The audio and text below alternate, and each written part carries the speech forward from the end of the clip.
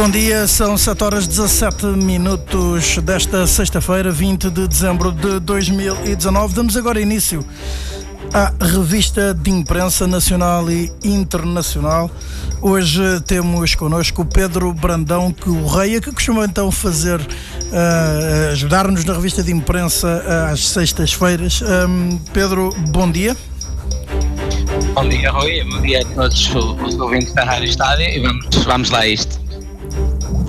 Ora, então temos nas manchetes, o tema não é o único, porque o Diário Desportivo Record tem outra manchete ou de um tema diferente. Já vamos agora então para as manchetes do Diário Desportivo, a bola e o jogo. A bola fala na hora certa, e então que hora foi essa?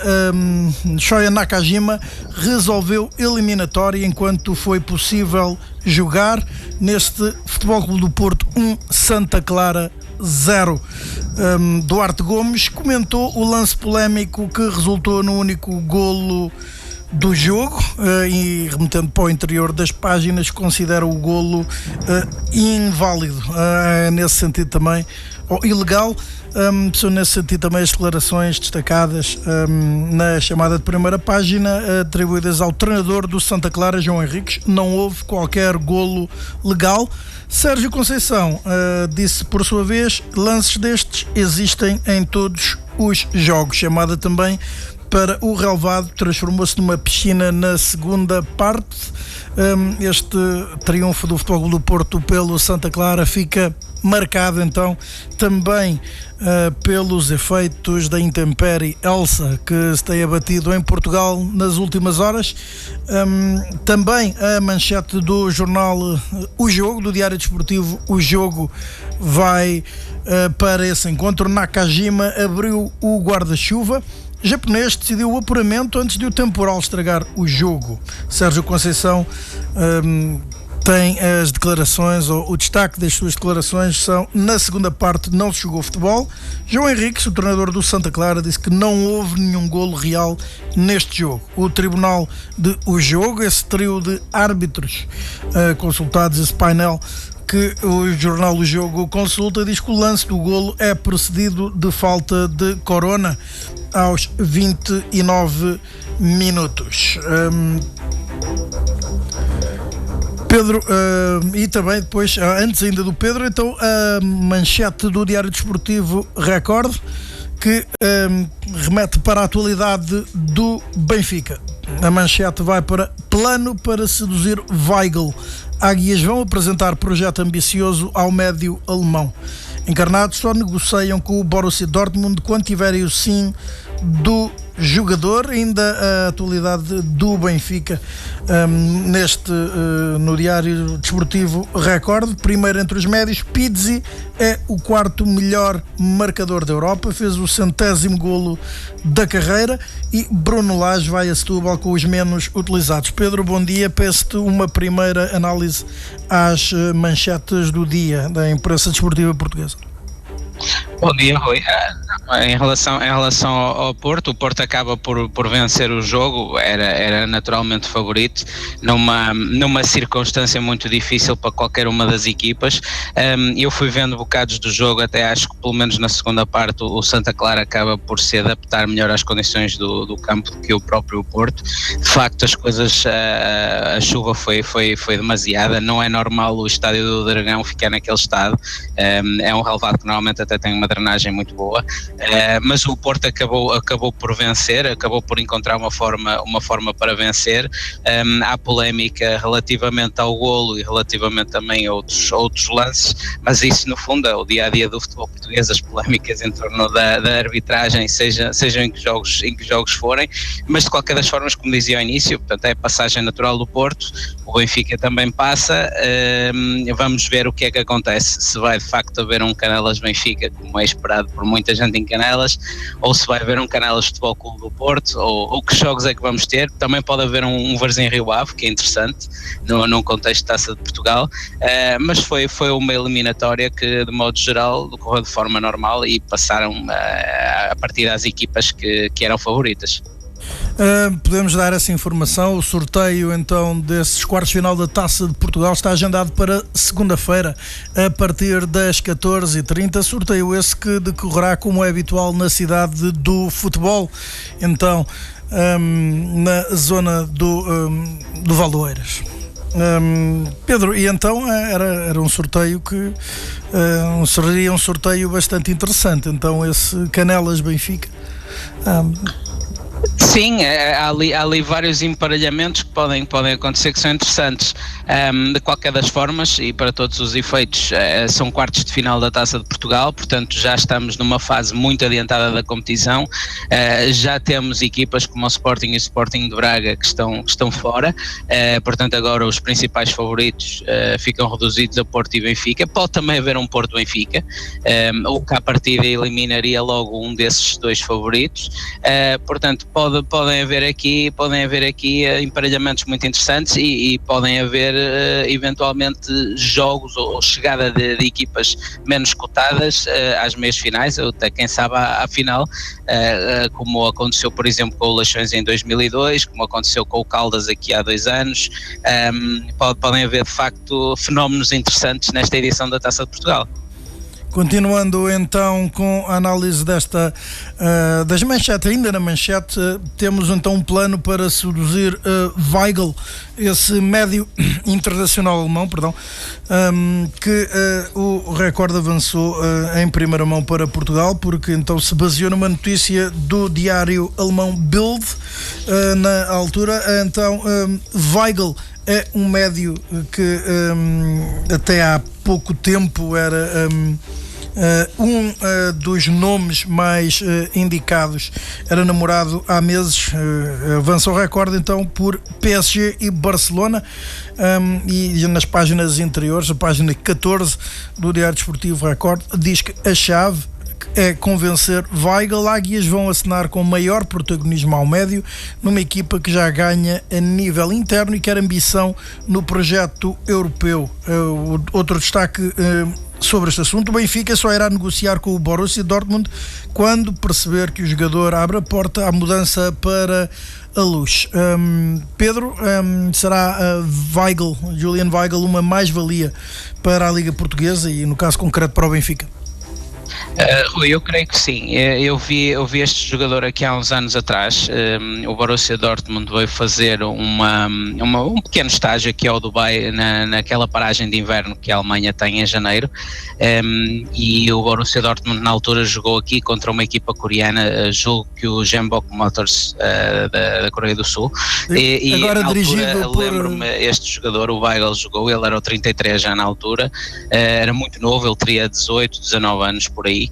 E fiquei impressionado na altura com ele, fiquei impressionado. Obviamente não imaginaria que ele pudesse ir para um clube em Portugal, porque nunca pensei que um clube em Portugal pudesse ter condições para pagar sequer o salário, mas se o Benfica tiver essas condições, por aquilo que eu vi há alguns anos, depois entretanto não tenho seguido muito a evolução dele, creio que estará ainda melhor, mas por aquilo que vi há alguns anos atrás, num jogo amigável ainda para mais, fiquei de facto muito impressionado. É um jogador com uma boa estampa física, ele joga ali a 6, mas é um jogador que tem bola, que consegue sair com bola, consegue sair bem, e eu na altura fiquei muito impressionado, mas como te digo, não imaginaria nunca que ele pudesse ir para um clube em Portugal. Pensei que ele eventualmente evoluiria para ir para um Bayern Munique ou para um Manchester City, não pensei que ele fosse para um clube em Portugal. Portanto, se o Benfica de facto conseguir esta contratação, creio que é uma boa movimentação de mercado para o Benfica. Há também, então, em despique, continua a haver a hipótese do Paris Saint-Germain, e isto tem também uma dose de favoritismo, diríamos, então, a este assunto, para além do poderio financeiro mais evidente ou mais notório. É dirigido por Thomas Tuchel, a sua equipa de futebol, que treinou durante 2 anos Julian Weigl na equipa alemã. Pedro, passando então depois para as restantes chamadas de primeira página, no Diário Desportivo o jogo. E vamos agora para a atualidade do Benfica, ou continuamos sendo assim na atualidade do Benfica. Raul de Tomás quer saber se conta. É este o destaque principal relativo ao Benfica no Diário Desportivo. O jogo, a gente vem à luz falar e jogador admite voltar à Espanha. A menção também Pizzi e Vinícius no top europeu, só Lewandowski, Gnabry do Bayern rendem mais, isto falando de duplas ofensivas também, e aqui o jogo foi o único jornal Diário Desportivo a fazer chamada de primeira página com esta notícia. Operação Lex, Vieira interrogado na Polícia Judiciária, então baseado então nessa informação dada ontem em primeira mão pela revista Sábado, o presidente do Benfica foi inquirido pela Polícia Judiciária na passada sexta-feira, a propósito então da Operação Lex, onde é um dos arguidos. Quanto ao noticiário, é esta notícia, não esta em concreto, a de Raul de Tomás querer saber se conta para Bruno Lage. Pedro, que situação, ou como tu vês esta situação? Raul de Tomás chegou no início da época, é a segunda contratação mais cara da história do Benfica, se juntarmos os valores envolvidos na transferência de Raúl Jiménez, e isto acontece menos de 6 meses depois da chegada então do espanhol ao Estádio da Luz. Sim, eu acho, Rui, que o Raul de Tomás é um excelente jogador. Aliás, já o disse noutras intervenções, para mim é um jogador fantástico. Agora, neste momento, na frente o Benfica tem o Vinícius e o Chiquinho a jogar muito bem, o Vinícius a marcar, que é aquilo que é pedido um avançado centro, e o Chiquinho muito bem a jogar e a assistir e a criar. Portanto, obviamente que isso faz com que as oportunidades para outros jogadores como o Raul de Tomás ou como o próprio Seferovic sejam mais escassas eventualmente. De qualquer das formas, eu acho que o jogador tem muita qualidade, de facto não tem sido feliz, não tem marcado muitos gols e não tem sido feliz também em algumas situações, mas creio que se o jogador estiver disposto a isso, que devia continuar no Benfica, a tentar adaptar-se o melhor possível, porque as oportunidades estão sempre ao virar de cada esquina. Pode haver uma lesão, pode haver uma situação qualquer que promova a sua reentrada no 11, e depois a partir daí ele seguir fazendo aquilo que estava a fazer no Rayo Vallecano, que é uma equipa que nem é uma equipa forte no contexto de Espanha, e onde ele fez golos. Portanto, se fez golos no Rayo Vallecano, seguramente também os poderá fazer no Benfica. Eu creio que é uma questão de adaptação, que é uma questão de o jogador estar estável psicologicamente e ganhar confiança. Acho que ele também, de alguma forma, pelo facto de não ir marcando, ir jogando e não ir marcando, principalmente no início da época, creio que ele foi perdendo um pouco de confiança, e como sabes, a confiança é muito, muito importante. A parte mental, o aspecto mental hoje em dia no atleta é muito, muito importante, porque é o que muitas vezes acaba até por fazer a diferença. Portanto, creio que se o jogador estiver predisposto a tal, é uma questão de se ir mantendo pela Luz e eventualmente terá a sua oportunidade, e a qualquer momento pode começar a marcar golos e depois seguir fazendo aquilo que é suposto um avançado fazer, porque ele joga bem. Eu acho que ele fez vários jogos muito bons, simplesmente não está a marcar, e de facto a principal função de um avançado é marcar golos.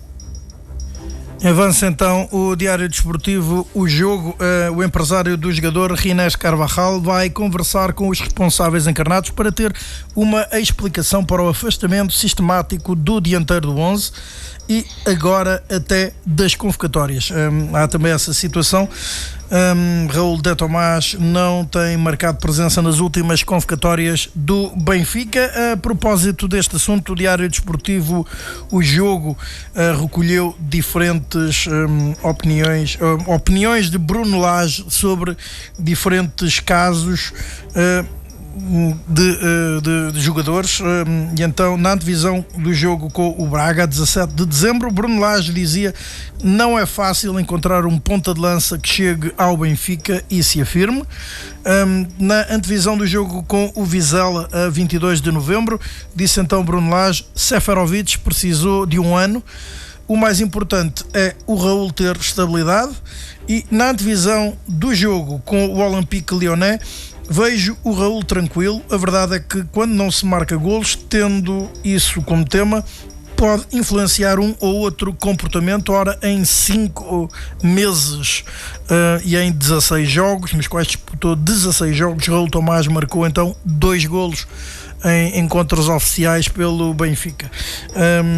Pedro, ainda assim são números que, e também face ao investimento e às expectativas em redor de Raul de Tomás, são números escassos. Sim, são números escassos, Rui, como dizes bem. Agora, por exemplo, o golo que ele marcou na Rússia com o Zenit acaba por ser um golo decisivo para o Benfica a seguir em frente, neste caso na Liga Europa. Claro que a vida de um ponta de lança depende muito de golos, e obviamente que os números dele não são bons, e obviamente que o custo da transferência é um pouco mal comparado, tal como está a acontecer com o João Félix em Espanha, cria expectativas ainda mais altas. Agora, aquilo que eu vejo quando vejo jogos em que o Raul de Tomás participa, aquilo que eu vejo é um jogador que tem talento, que tem um toque de bola fantástico, parece-me um jogador inteligente, um jogador sagaz, até na forma como se movimenta numa zona difícil, porque o Benfica muitas vezes, principalmente na Liga, joga em ataque continuado e tem muito pouco espaço naquela zona ali, perto da área e mesmo dentro da área, e vejo um jogador que se sabe mexer bem nesses contextos, que tem uma excelente capacidade técnica, mas que de facto acho que ele muitas vezes não tem sido feliz, e depois, como te disse na intervenção anterior, acho que a dada altura sinto que ele começou a perder confiança, e depois foi uma bola de neve, e depois obviamente que os adeptos começam a falar, a imprensa começa a falar, o que é normal, e creio que o jogador nesse aspecto quebrou um pouco. O Benfica já não é a primeira vez que tem problemas com avançados. Eu lembro-me de outro avançado, o Ferreira, que veio do Shakhtar, que também para mim é um jogador, continua a ser um jogador excelente, mas que também teve uma seca de golos e acabou por sair. Eu acho que é uma questão de paciência, porque lá está, se de facto os responsáveis do Benfica entendem que o jogador tem capacidade para valer os 20 milhões que julgo que custou, também terão eventualmente motivos para ter alguma paciência com o jogador e esperar que o jogador, pelo menos até ao final da época, se possa adaptar melhor, perceber melhor o contexto do Benfica, que é um contexto diferente do Raio Vallecano, porque lá está, o Benfica, principalmente na Liga, domina muito. O Raio Vallecano era mais um jogo de transição, e pode ser que o jogador, entretanto, comece a fazer golos, porque lá está, é como te digo, a qualidade acho que está lá, acho que por aí é indiscutível. Então, também, ainda continuando o Diário Desportivo, o jogo, e a propósito do Benfica, há esse trabalho efetuado pelos seus jornalistas. Só Bayern bate Vinícius e Pizzi. Diz então, a dupla encarnada tem 34 golos em 2019-2020, estão divididos por 19 de Pizzi e 15 de Carlos Vinícius.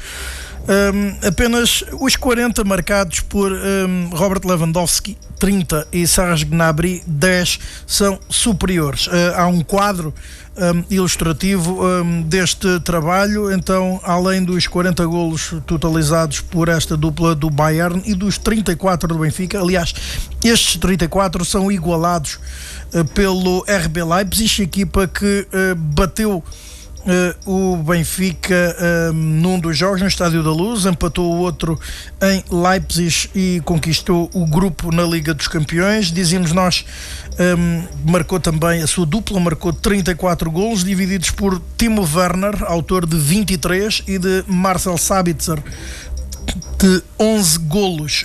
Depois, com 31 golos, vem o Ghent, com o ucraniano Yaremchuk a marcar 17, e o conhecido, principalmente dos adeptos do Futebol Clube do Porto, Laurent Depoitre, a apontar 14, sim, exato, 14, faz um total de 31, marca também obtida pela maior dupla concretizadora do Manchester City, 18 golos de Raheem Sterling e 13 de Sérgio Agüero. Esta dupla do Benfica, Pizzi e Carlos Vinícius, Pedro, não era esperada digamos, no início da temporada, que se revelasse então a mais frutífera. Sim, isto às vezes, Rui, o futebol vive de momentos, como tu sabes. O Vinícius também foi contratado por um valor alto, também era um jogador que no caso já tinha dado algumas provas em Portugal, e foi contratado por um valor alto, mas por exemplo ele no Mónaco não foi bem.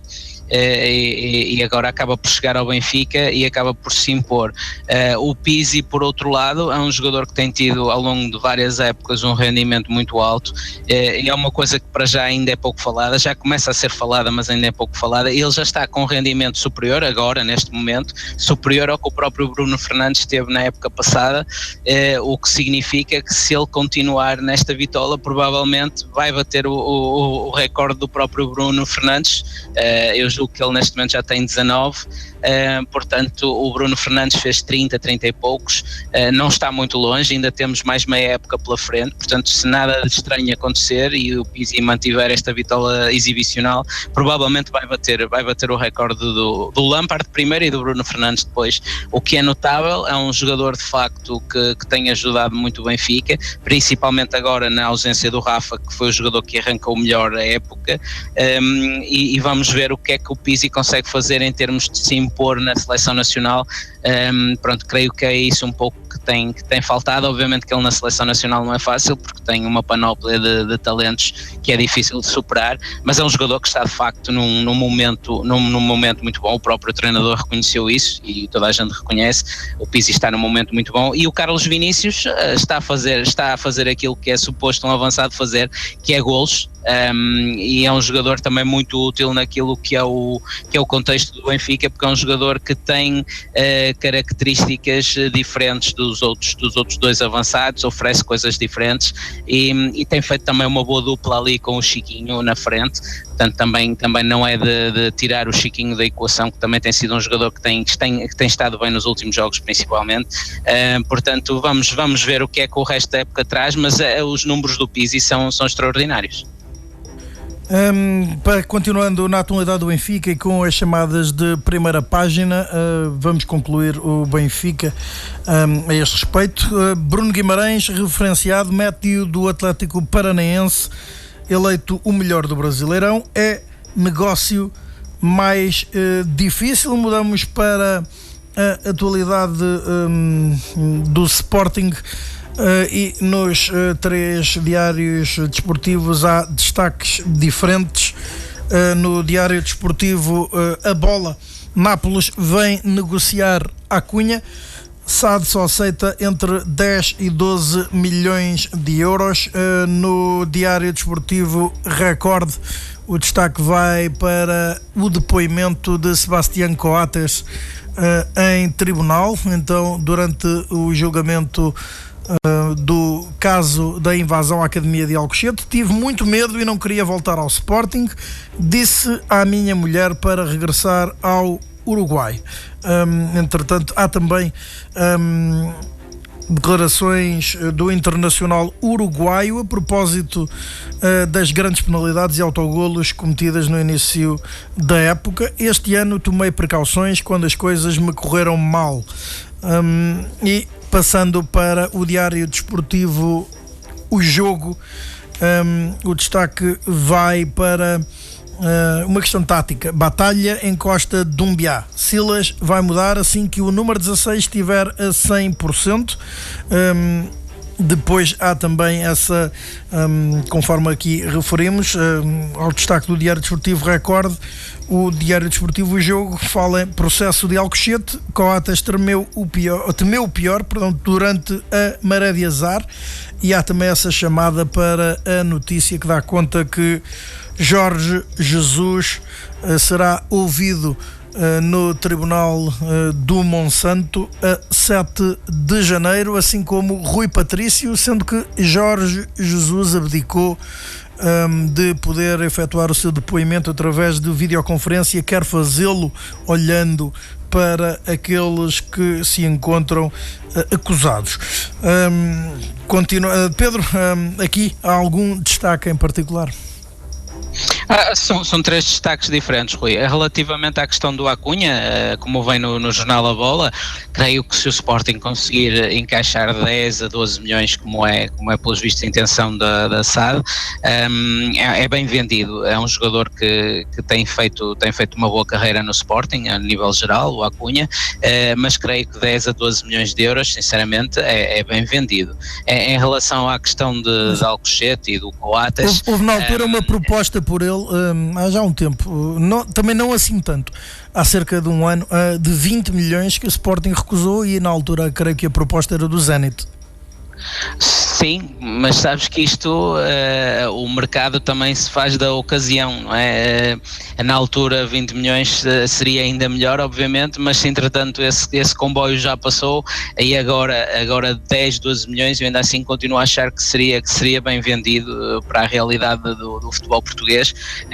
Creio que seria bem vendido. Relativamente ao Coates e à situação de Alcochete, eu sempre achei e continuo a achar que Alcochete vai ser uma marca que vai ficar principalmente nas pessoas que viveram a situação, e quando vejo o jogador, segundo diz aqui no Jornal Record, dizer coisas do género, que quando teve aquela má fase no início da época dos penaltis e dos autogolos, que até tomou precauções, nós nunca vamos ter a noção exata da extensão, da gravidade das sequelas que ficaram nas pessoas que viveram aquele momento, que é um momento de facto muito negro, não só do Sporting, mas também do futebol português, e que eu espero que nunca se repita, embora tenha receio que da forma como as coisas andam, não só no Sporting, mas eventualmente até noutros lados, a qualquer momento possamos ter mais notícias. Sim, o Batalha disse mais ou menos isso também no seu depoimento, que receia que a cada má exibição que a equipa possa fazer,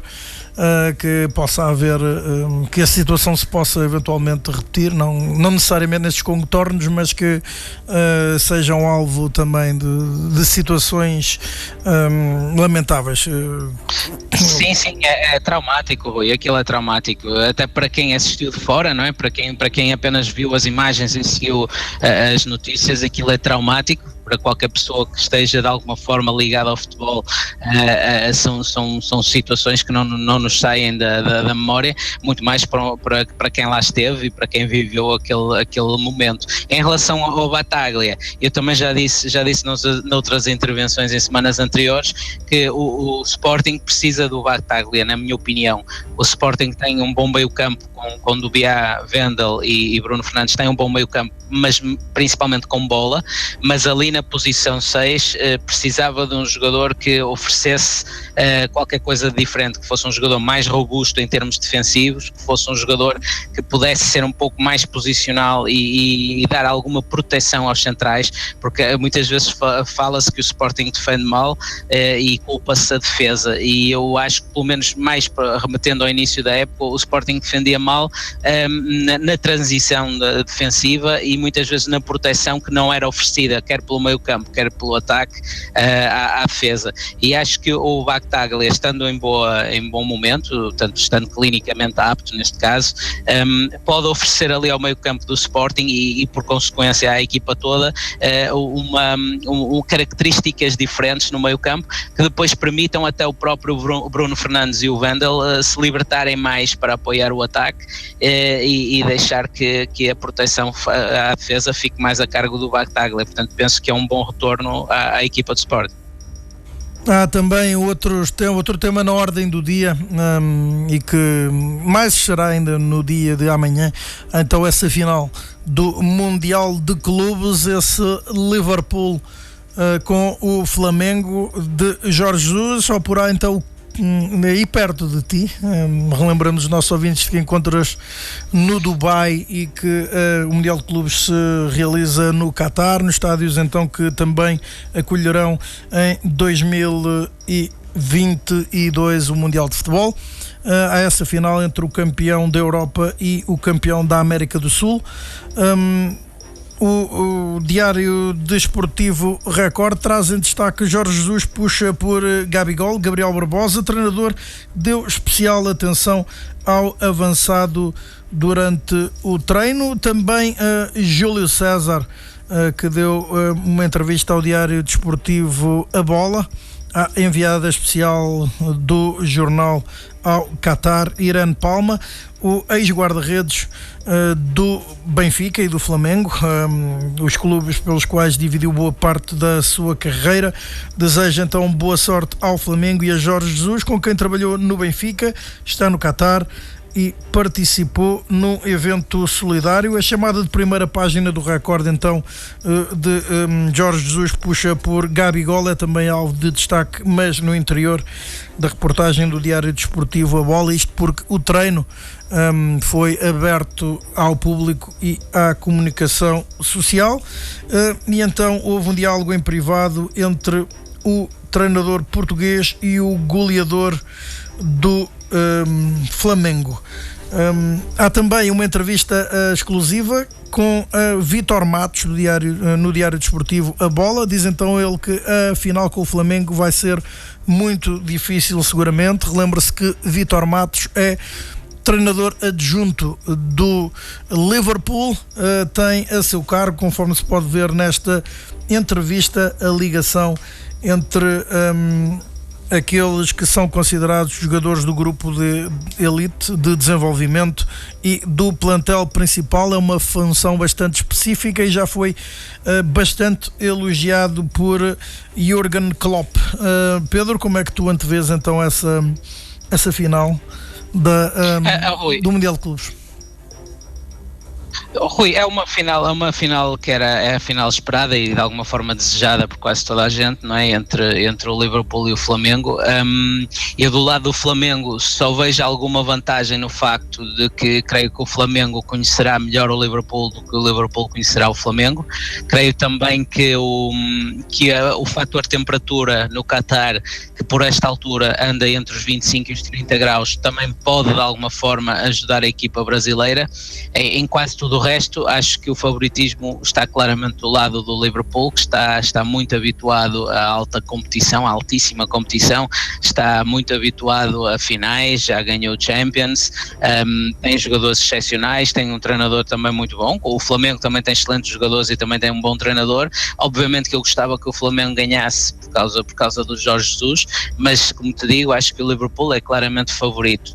Não sei também exatamente quais são as condições do relevado no estádio onde eles vão jogar. Aqui às vezes é um detalhe que também pode fazer alguma diferença. Não sei até que ponto é que o relevado estará numa condição excelente, isto tendo em conta os padrões do Liverpool, obviamente, ou se estará um pouco seco. Às vezes isso acontece por aqui, não sempre, mas às vezes acontece.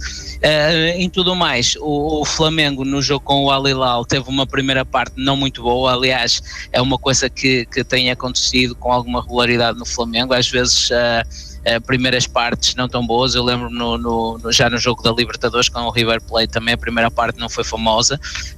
Se o Flamengo der 45 minutos ao Liverpool, aí, usando uma expressão inglesa, acho que é game over, porque com o Al Hilal a recuperação foi possível e aconteceu, mas com o Liverpool se derem 45 minutos já não acredito tanto.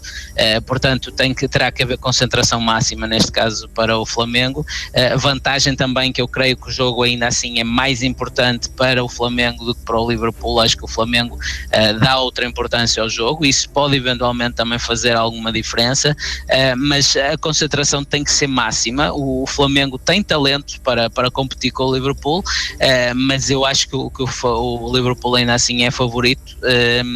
O Flamengo tem que estar com concentração máxima, não pode essencialmente permitir 45 minutos de avanço ou distrações muito cedo no jogo, porque se isso acontecer vai ser muito difícil depois conseguir dar a volta, Rui.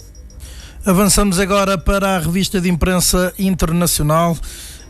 Nos diários esportivos italianos, esse golo de Cristiano Ronaldo à Sampdoria continua a fazer manchetes.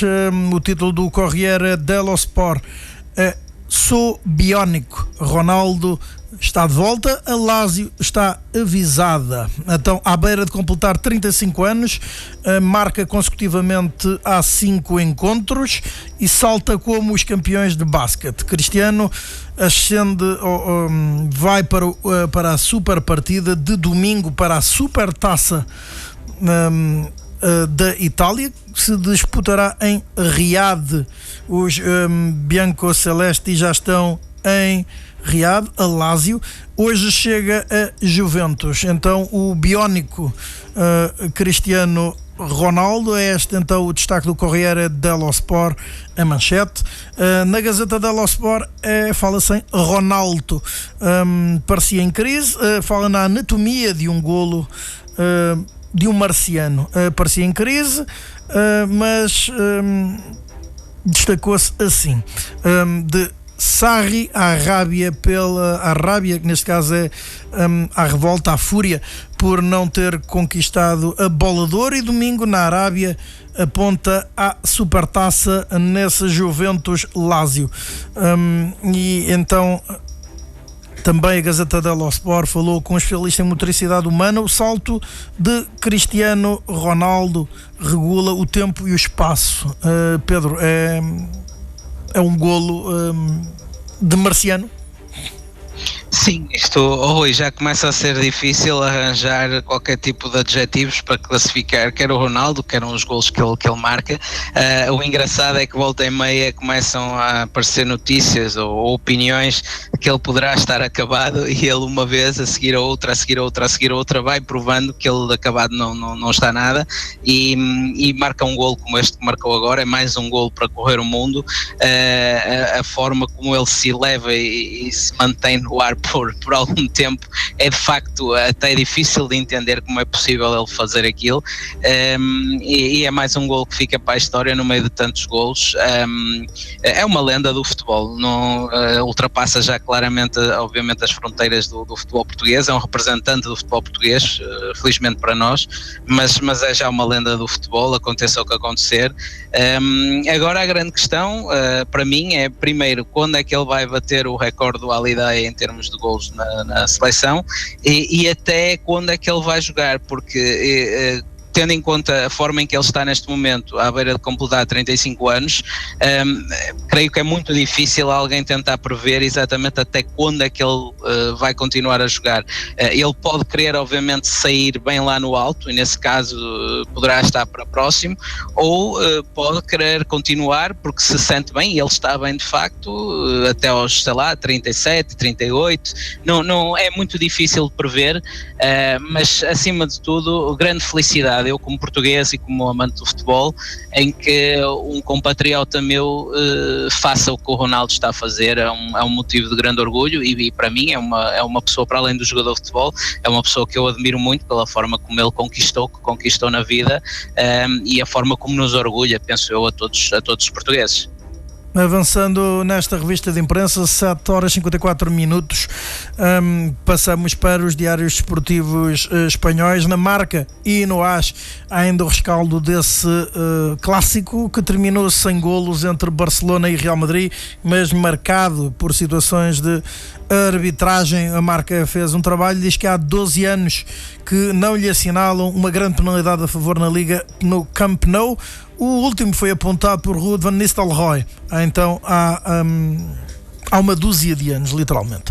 A manchete do Diário Desportivo Marca vai então com essa imagem da grande penalidade cobrada por Ruud van Nistelrooy, e o título na manchete é: o Real Madrid acha ou acredita que nem o vídeo-árbitro acaba com a mão negra. O clube mantém que é uma tendência que já vem de atrás na Liga, pede o áudio da conversa entre o árbitro e o vídeo-árbitro na grande penalidade, ou numa das grandes penalidades, ficou por assinalar sobre Rafael Varane, e então fonte do clube citada na primeira página diz que não há nada a fazer. No AS o tema é o mesmo. A manchete é indignação claríssima. Há então uma lupa, ou duas lupas nos lances, no que o Real Madrid se queixa. Então um puxão que é visível de Rakitic a Rafael Varane, e também a perna de Langley, ou o pé de Langley na coxa de Rafael Varane. Diz então o Real Madrid, ou melhor, o AS.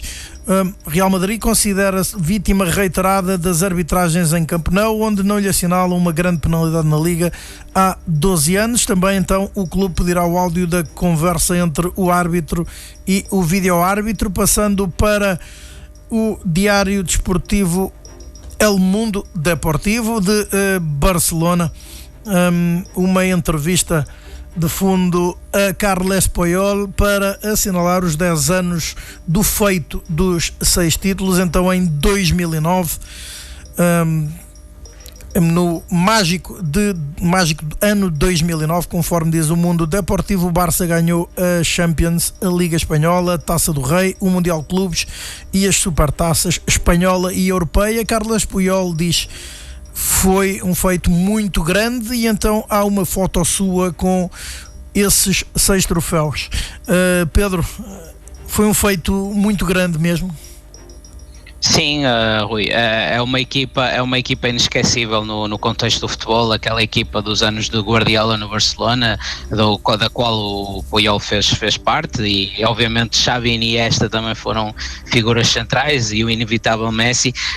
Foi de facto um período, para quem gosta de futebol, um período excelente, e de facto naquela altura o Barcelona teve muitas conquistas. Relativamente a este último jogo, salientar que, pronto, felizmente, pelo menos dentro do estádio, não houveram problemas de maior em termos de segurança.